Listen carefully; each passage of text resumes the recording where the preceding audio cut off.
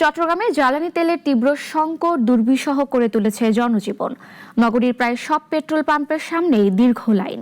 বিদ্যুৎ বিভ্রাট সহ নানা সমস্যার মুখোমুখি হচ্ছে নগরবাসী। বন্ধ রয়েছে অনেক প্রতিষ্ঠানের জেনারেটরও। কিছুক্ষণ আগে সর্বশেষ পরিস্থিতি জানিয়েছেন সহকর্মী দিদারুল ইসলাম। চট্টগ্রামের আজকের চিত্র কিন্তু পেট্রোল পাম্পগুলোতে একটু ব্যতিক্রম। আজকে বেশ কয়েকটা পেট্রোল পাম্প আমরা ঘুরেছি। পেট্রোল পাম্পগুলোতে যে চিত্র আজকে দেখতে পাচ্ছি, তেল দেওয়া হচ্ছে। প্রায় প্রত্যেকটা পেট্রোল পাম্পে দেখছি যে তেল দেওয়া হচ্ছে। হাতে কোনো কয়েকটা পেট্রোল পাম্প ছাড়া বাকি প্রায় সবগুলো পেট্রোল পাম্পে কিন্তু তেল দেওয়া হচ্ছে। তবে যে বিষয়টা লক্ষণীয়, তেল দেওয়ার পরেও প্রচুর যানজট আমরা লক্ষ্য করতে পারছি। প্রায় প্রত্যেকটা পাম্পেই কিন্তু দীর্ঘ লাইনের দাঁড়িয়ে তেল নিচ্ছে। এক্ষেত্রে যেটা মনে হচ্ছে সেটা হচ্ছে মানুষ তেল মজুত করছে। যেমন সপ্তাহের শুরুর দিকে তেল অনেকগুলো পাম্প না দিলেও আজকে যেহেতু সপ্তাহের মাঝামাঝি সময়, আজকে প্রায় পাম্পে দেখা যাচ্ছে যে সকাল থেকে তেল দিচ্ছে। যতক্ষণ আছে তারা দিয়ে যাবে বলে আমাদেরকে জানিয়েছে।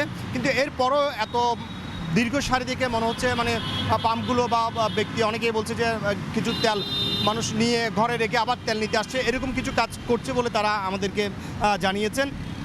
এর মধ্যে একটু যদি জানিয়ে রাখতে চাই যে বাংলাদেশে বছর যে অক্টেনের চাহিদা, সেই চাহিদা হচ্ছে 4,15,000 টন। বাংলাদেশের নিজস্ব উৎপাদন ও ক্রুড অয়েল থেকে ইস্টার্ন রিফাইনারি পরিশোধন করে পেট্রোল, যে পেট্রোল বা অক্টেন, সেখানে পেট্রোল আর আমদানি করার প্রয়োজন খুব একটা হয় না। 2024-25 অর্থ বছরের ব্যাপারে যদি বলতে চাই, এখানে উৎপাদিত কনডেন্স থেকে যে 2 লাখ মেট্রিক টনেরও বেশি, অর্থাৎ মোট চাহিদার প্রায় অর্ধেক পেট্রোল কিন্তু বাংলাদেশি উৎপাদন হয়েছে। এছাড়া অক্টেনও কিন্তু মোট চাহিদার প্রায় 4 ভাগের 1 ভাগ উৎপাদন করা হয়েছে বাংলাদেশেই।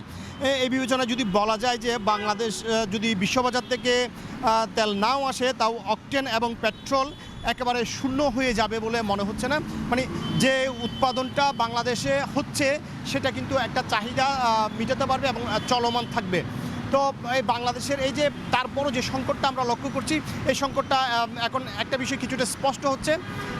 পাশাপাশি শুধুমাত্র যে সংকট তাও নয়, মানুষ কিছু মজুদের আগ্রহ করছে, সে কারণে এই সংকটটা পড়ছে এবং এর প্রভাব কিন্তু বিভিন্ন সেক্টরে পড়ছে।